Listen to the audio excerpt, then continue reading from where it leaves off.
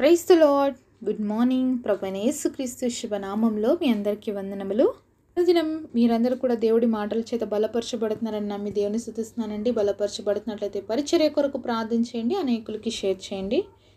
చిన్న ప్రార్థన చేసుకుందామా. మమ్మల్ని ఎంత మిక్కిలిగా ప్రేమించినటువంటి మా ప్రియ పరలోకమందున్న తండ్రి, నీ పరిశుద్ధమైన శ్రేష్టమైన నామాన్ని బట్టి వందనాలు ప్రభువా.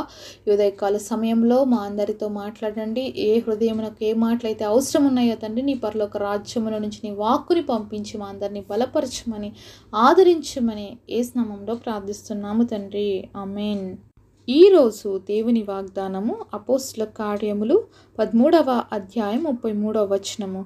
నీవు నా కుమారుడవు, నేడు నేను నిన్ను కంటిని. Acts chapter 13 verse 33. Thou art my son, this day have I begotten thee. దేవుడు ఇచ్చినటువంటి అద్భుతమైన వాగ్దానం మనందరి జీవితంలో నెరవేర్చబడును కాక. ఆమేన్. ఒకసారి ఇదే మాటని మనము కీర్తనల గ్రంథము 2వ అధ్యాయము 7వ వచనంలో చూద్దాము. యెహోవా నాకిలాగు సెలవిచ్చెను, నీవు నా కుమారుడవు, నేడు నిన్ను కనియున్నాను. మరి ఈ మాట ప్రవచనాత్మకమైన మాట అండి. ఎందుకంటే దేవుడు మరి దావీదుకి ఇచ్చినటువంటి ప్రామిస్లో కూడినటువంటి మాట ఈ మాట. అయితే నువ్వు కుమారుడవు, నేను నిన్ను కంటిని అని దేవుడు వాక్యం సెలవిస్తున్నట్లుగా ఈ ప్రవచన నెరవేర్పును యేసయ్య ద్వారా దేవుడు సంపూర్ణంగా చేశాడండి. ఒకసారి మనము అపోస్తలుల కార్యాలు 2వ అధ్యాయము 30వ వచనంలో చూసినట్లయితే, అతని సమాధి నేటి వరకు మన మధ్యనున్నది, అతడు ప్రవక్త ఉండెను గనుక అతన్ని గర్భఫలములో నుండి అతని సింహాసనం మీద ఒకని కూర్చుండబెట్టెదను అని దేవుడు తనతో ప్రమాణపూర్వకంగా ఒట్టు పెట్టుకున్న సంగతి అతడెరిగి, మరి దేవాది దేవుడు ప్రామిస్ చేశాడు దావీదుతో, నీ సింహాసనం మీద స్థిరంగా నేను ఉంచుతాను మరి అని చెప్పినట్లుగా. అంతేకాకుండా నీ గర్భఫలంలో నుంచి వచ్చిన వాళ్ళు తరతరములుగా సింహాసనం మీద ఉంటారని దేవుడు ప్రామిస్ చేసినటువంటి ఆ మాటను దావీదు గుర్తు చేసుకున్నాడు. అలాగే దేవుడు తనకిచ్చినటువంటి ఆ అద్భుతమైన వాగ్దానంను నమ్మాడు కాబట్టి యేసుక్రీస్తు ప్రభు ఆ వంశావళిలో నుంచి వచ్చాడండి. సరే, మనం మత్తయి సువార్త 1వ అధ్యాయం 17వ వచనంలో చూసినట్లయితే, ఇట్లా అబ్రహాం మొదలుకొని దావీదు వరకు తరములన్నీ 14 తరములు, దావీదు మొదలుకొని యూదులు బబులోను కొనబడిన కాలం వరకు 14 తరములు, బబులోనుకును కొనుకోబడినది మొదలుకొని క్రీస్తు వరకు 14 తరములు. సో మరి క్రీస్తు ఎక్కడి నుంచి వచ్చాడంటే దావీదు వంశంలో నుంచి వచ్చాడు అనే విషయాన్ని దేవుడు స్పష్టంగా తెలియజేస్తున్నాడు. అందుకనే యేసుక్రీస్తు ప్రభుని ఏమన్నారంటే, దావీదు కుమారుడా మమ్మల్ని కరుణించు అని కేకలు వేసినట్లుగా అనేక మందిని మనం చూస్తామండి బైబిల్లో. ఒకసారి మనము లూకా సువార్త 18వ అధ్యాయము మరి 38, 39 వచనాలు చూద్దాము. అప్పుడు వాడు, యేసు దావీదు కుమారుడా నన్ను కరుణించమని కేక వేయగా ఊరుకుండమని ముందర నడుచున్నవారు వాడిని గద్దించిరు కానీ వాడు మరీ ఎక్కువగా, దావీదు కుమారుడా నన్ను కరుణించమని కేక వేసెను. అంతటా యేసు నిలిచి వాని తన యొద్దకు తీసుకురమ్మనెను. ఎంత అద్భుతమైన మాటను చూస్తున్నాం కదండి. ఇక్కడ ఒక గుడ్డివాడు మరి యేసయ్య మార్గంలో వెళ్తుంటే, దావీదు కుమారుడా నన్ను కరుణించు అని కేకలు వేస్తున్నాడంట. ఎవరి కుమారుడు అని చెప్తున్నారు ఇక్కడ? దావీదు కుమారుడా.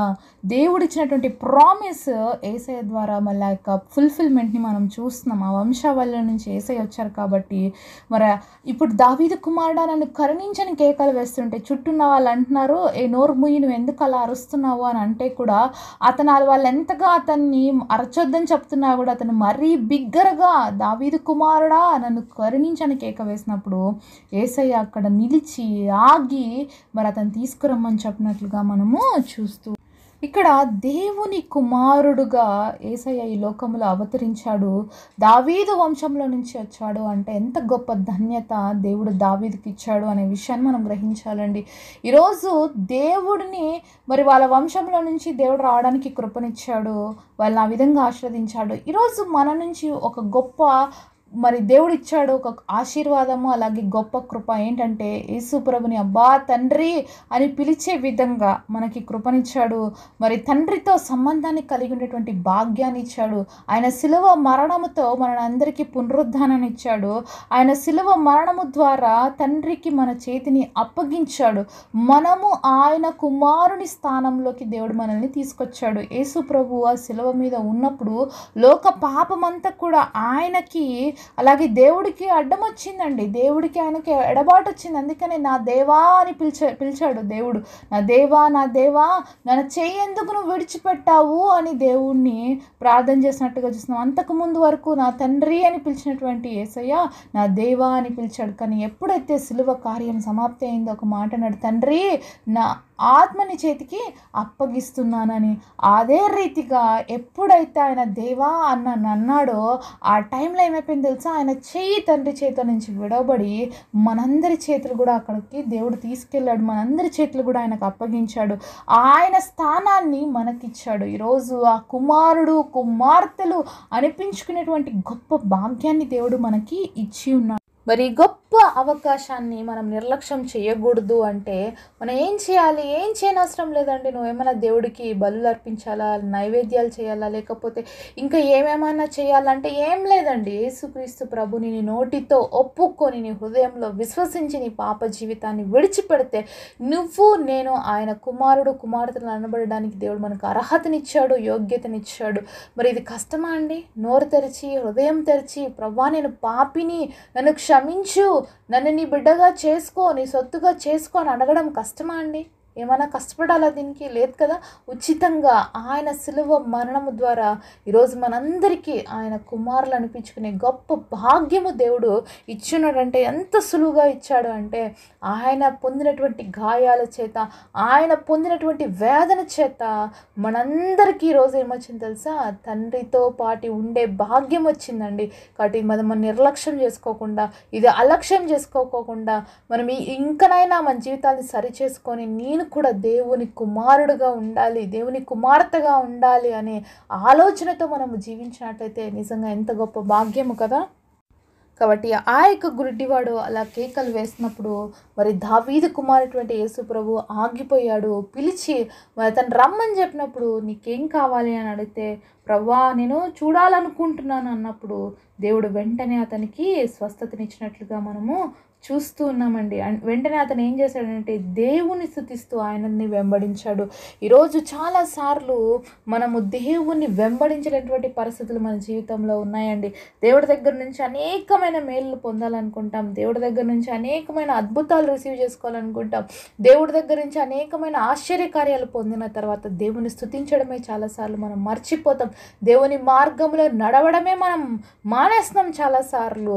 మరి ఈ గుడ్డివాడైతే దావీదు కుమారుని వెంబడించినట్లుగా మనం చూస్తున్నాం. దైవ కుమారుని స్తుతిస్తూ ఆ మార్గంలోనే వెళ్ళాడండి. కాబట్టి ఈరోజు మనలో ఉన్నటువంటి లోక సంబంధమైన గుడ్డితనాన్ని మరి సాతానుడు కలుగజేసి ఉంటుండగా దేవుడిని మొరపెడదాం, అయ్యా మమ్మల్ని ఈ యొక్క గుడ్డితనం విడిపించు, లోక గుడ్డితనం నుంచి మమ్మల్ని విడిపించు, నిన్ను చూసే నేత్రాలు మాకు అనుగ్రహించు, దావీదు కుమారుడా మమ్మల్ని కరుణించని మనం కూడా కేకలు వేద్దామండి. తప్పకుండా ఆ రోజు ఆ యొక్క గుడ్డివాడిని కనికరించి ఆయనతో పాటు నడిచే విధంగా ఆయన స్తుతించేవాడిగా చేసిన దేవుడు ఈరోజు నిన్ను నన్ను కూడా పిలుస్తున్నాడు. ఈరోజు నిన్ను నన్ను కూడా ఏర్పరచుకున్నాడు. ఈరోజు నిన్ను నన్ను కూడా కావాలనుకున్నాడు. నువ్వు నేను ఆయన కుమారులం, ఆయన కుమార్తెలం. ఆ కల్వరి సిలువలో ఎంతో వేదనతో నిన్ను నన్ను కన్నాడండి దేవుడు.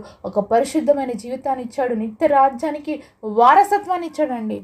కాబట్టి ఇంత గొప్ప రక్షణను మనం నిర్లక్ష్యం చేస్తే నిత్య నరకాగ్నికి ఇంకెప్పుడు కూడా తప్పించుకోలేము. కాబట్టి ఈరోజు నువ్వు నేను దేవుడి కుమారుడుగా ఉండాలని ఆశపడుతున్న దేవాది దేవుడు నీతోనే మాట్లాడుతున్నావు. నా దగ్గరికి రా, నీ నోటితో ఒప్పుకో, నీ హృదయంలో విశ్వసించు, నీ పాప జీవితాన్ని విడిచిపెట్టు, నువ్వు నిత్య రాజ్యానికి వారసుడుగా ఉండడానికి నేను చేస్తానని దేవుడు మనతో మాట్లాడుతున్నప్పుడు ఈరోజు మనం సరి చేసుకుందాము, మన జీవితాన్ని దేవుడికి అప్పగించుకుందాము. దేవుడు పొందినటువంటి ప్రతి శ్రమ, ప్రతి బాధని మనం గుడ్ ఫ్రైడే రోజు తలంచుకొని బాధపడడం కోసం కాదు దేవుడు సిలువ కార్యం చేసింది. నువ్వు నేను మరి రక్షించబడి నిత్య రాజ్యముతో యుగ యుగాలు ఆయనతో ఉండాలనే మనల్ని దేవుడు ఏర్పరచుకున్నాడు. ఆయనతో పాటు యుగ యుగాలు జీవించాలనే మనల్ని పాప బంధకాల నుంచి విడిపించాడండి. కాబట్టి మన రక్షణను కాపాడుకుందాం, నిత్యము దేవుడి బిడ్డలుగా ఈ లోకంలో జీవిద్దాము. అట్టి కృప దేవుడు మనందరికీ దయచేయునుగాక. మమ్మల్ని ఎంతో మిక్కిలిగా ప్రేమించినటువంటి మా ప్రియ పరలోకమందున తండ్రి, నీ ఘనమైన శ్రేష్టమైన నామాన్ని బట్టి మీకు వందనాలు ప్రభా. మీరు మాతో మాట్లాడిన ప్రతి మాట కొరకే వందనాలయ్యా. మాకు నీ కుమారులు కుమార్తెలు అనిపించుకునే గొప్ప భాగ్యం ఇచ్చావు అయ్యా. మీరు మమ్మల్ని కన్నారు, విలువ పెట్టి కొన్నారయ్యా. మీకు స్తోత్రాలు తండ్రి. మరి ఆ గొప్ప రక్షణను మేము నిర్లక్ష్యం చేయకుండా మా రక్షణను కాపాడుకొని ప్రభా నిత్య రాజ్యానికి వారసులు అవడానికి మా అందరికీ కృపనివ్వమని యేసు నామములో ప్రార్థిస్తున్నాము తండ్రి. ఆమేన్.